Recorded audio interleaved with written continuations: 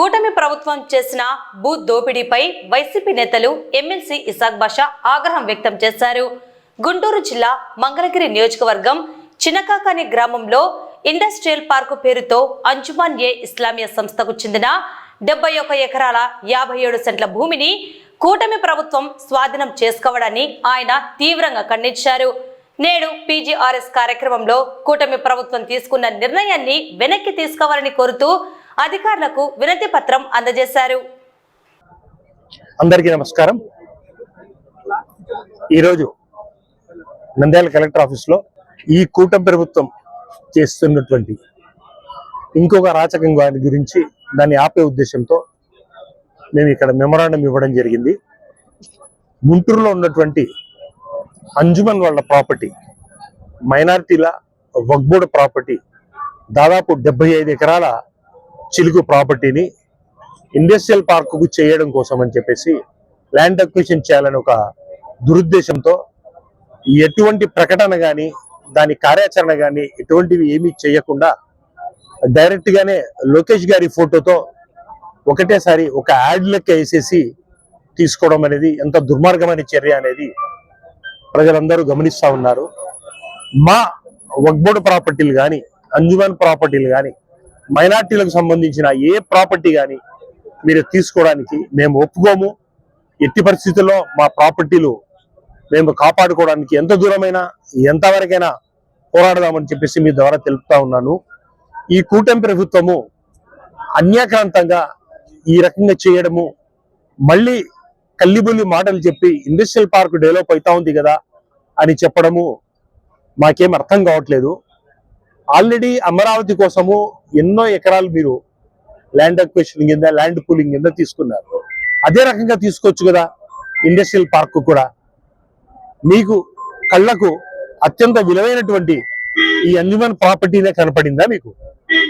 నేను సూటిగా మిమ్మల్ని అడుగుతా ఉన్నాను. దీన్ని రాష్ట్ర వ్యాప్తంగా మేము ఉద్యమం చేస్తాము. దీన్ని ఎట్టి పరిస్థితుల్లో మీ హస్తగతం కానివ్వము. రాబోయేది మా జగనన్న ప్రభుత్వమే.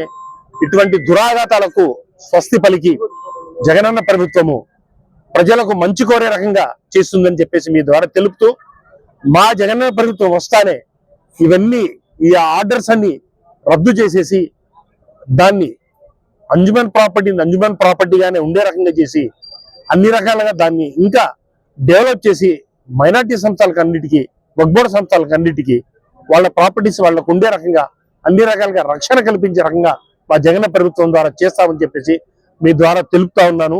ఈ కూటమి ప్రభుత్వానికి ఇటువంటి దుర్మార్గమైన చర్యలు చేస్తే మాత్రం మీకు ప్రజలు సరైన టైంలో సరైన సమాధానం చెప్తారని మీ ద్వారా తెలుపుకుంటా ఉన్నాను. నమస్కారం.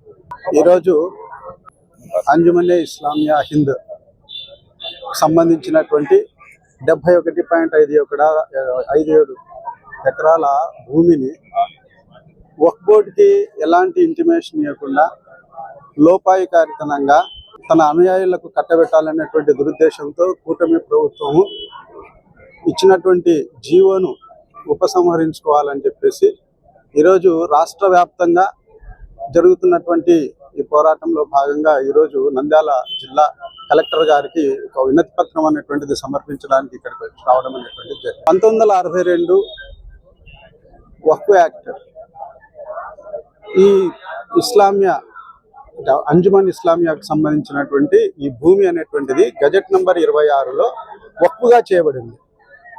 ఆ భూమిని అన్యాక్రాంతం చేయడం కుదరదు అనేటువంటి విషయం ప్రభుత్వానికి తెలుసు. గత సంవత్సరము 233 ఎకరాలు మల్లయ్యపాలెంలో ఉన్నటువంటి భూమిని కాజేయాలనేటువంటి దురుద్దేశంతో ఇదే విధంగా చేసినప్పుడు వక్ఫ్ బోర్డు ఆ విధంగా బదిలీ చేయడం కుదరదు అని చెప్పేసి జూన్ నెలలో ఒక తీర్మానం చేసి జూలై నెలలో ప్రభుత్వానికి పంపించడం జరిగింది. అయినప్పటికీ కూడా ఆ విధంగా బదలాయింపు సాధ్యం కాదని చెప్పేసి వక్ఫ్ బోర్డు చెప్పినప్పటికీ కూడా మళ్ళీ అదే ఒక సంవత్సరం తర్వాత దాన్ని మళ్ళీ పునరావృతం చేస్తూ ఈరోజు ఈ అంజుమన్కు సంబంధించినటువంటి ఈ భూమిని మళ్ళీ వాళ్ళు ఇండస్ట్రియల్ పార్కుకి కేటాయించడం అనేటువంటిది చాలా దురదృష్టకరమైనటువంటి విషయము. దీనికి ఒక 60 రోజుల పాటు వాళ్ళు ఏదైనా మీరు అభ్యంతరాలు ఉంటే తెలుపుకోండి అని చెప్పేసి చెప్పారు. అందుకే ఆ అభ్యంతరాలు ఏవనేటువంటివి వాళ్ళ దృష్టికి తీసుకురావడం జరిగింది.